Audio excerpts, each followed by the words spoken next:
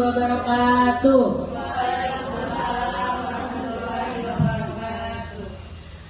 Alhamdulillahirrahmanirrahim. Wabihi nasta'in. Wa ala umuri waddin. Wassalatu wassalamu ala asrofil anbiya'i wal mursalin Sayyidina Muhammadin wa ala alihi wa sahbihi ajma'in. Amma ba'du. Yang terhormat dosen pengampu mata kuliah retorika dakwah Profesor Dr. Haji Umdatul Hasanah SAG MAG, dan terlupa kepada yang sama-sama kita hormati Ustazah Aulia, dan tanpa juga kepada ibu-ibu yang tidak bisa saya sebutkan satu persatu namanya. Salawat serta salam semoga tercurah kepada junjungan kita Nabi Muhammad SAW, kepada keluarga, sahabatnya, dan kita sebagai umatnya. Ibu-ibu, dalam hidup ini siapa di antara kita yang belum pernah mendapatkan masalah? Ada ibu? Gak ada. Pasti banyak ya ibu-ibu.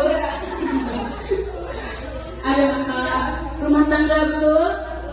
Masalah anak ada? Masalah ekonomi? Masalah kesehatan dan sebagainya ibu-ibu. Kadang kita merasa capek, betul ibu-ibu capek kadang?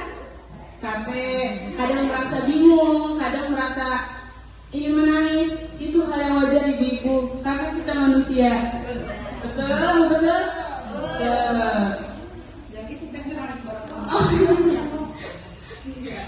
dalam kondisi seperti ini ibu-ibu, banyak orang yang mencari ketenangan dengan cara-cara yang salah.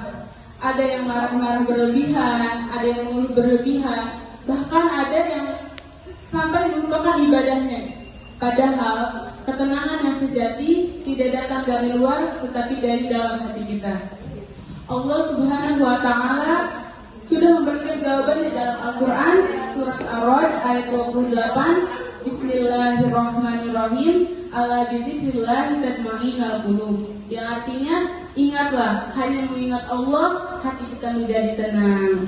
Artinya ibu-ibu, ayat ini mengajarkan kepada kita bahwa hati manusia itu sama seperti rumah. Ketika rumah sering kita bersihkan, maka rumah kita akan terasa nyaman. Begitupun dengan hati. Ketika hati sering diisi dengan zikir dan ingat Allah, maka hati kita akan tenang dan nyaman. Ibu-ibu yang dirahmati Allah, mengingat Allah tidak harus selalu dalam waktu yang lama atau berat. Tidak harus menunggu waktu-waktu tertentu. Tidak harus menunggu ntar ajalah sholat baru mengingat Allahnya. Itu tidak ibu-ibu. Mengingat Allah bisa kita lakukan di sela-sela aktivitas kita sehari-hari. Saat memasak, saat menyapu, saat mengurus anak, bahkan saat merasa capek dan pusing.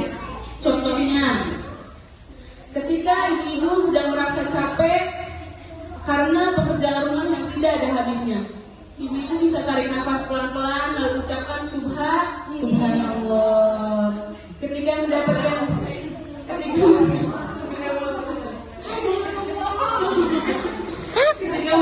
rezeki walaupun sedikit, kita ucapkan Alhamdulillah. Ketika kita sedang menghadapi masalah yang terasa berat, kita ucapkan Hasbiyallahu la ilaha illahu, yang artinya cukuplah Allah sebagai penolong kita. Dengan zikir seperti ini, hati kita pelan-pelan akan terasa sabar dan kuat. Walaupun masalah yang kita hadapi tidak langsung hilang, tapi hati kita menjadi lebih kuat untuk menghadapinya. Rasulullah SAW juga mengingatkan kita tentang pentingnya berzikir dalam sebuah hadis. Perumpamaan orang yang berzikir kepada Allah dengan orang yang tidak berzikir sama seperti orang yang hidup dan orang yang mati. Hadis riwayat Bukhari. Artinya ibu-ibu, hati yang sering berzikir itu hati yang hidup. Hati yang hidup adalah hati yang mudah bersyukur, mudah menerima nasihat, dan tidak mudah putus asa. Sebaliknya, hati yang jauh dari zikir adalah hati yang mudah gelisah, hati yang mudah marah, dan hati yang mudah merasa tidak puas. Selain berzikir ibu-ibu, ketenangan hati tidak datang dari bersyukur, datang juga dari syukur dan bersabar. Kadang kita terlalu fokus pada apa yang kita dapatkan, sampai kita lupa pada nikmat yang telah Allah berikan.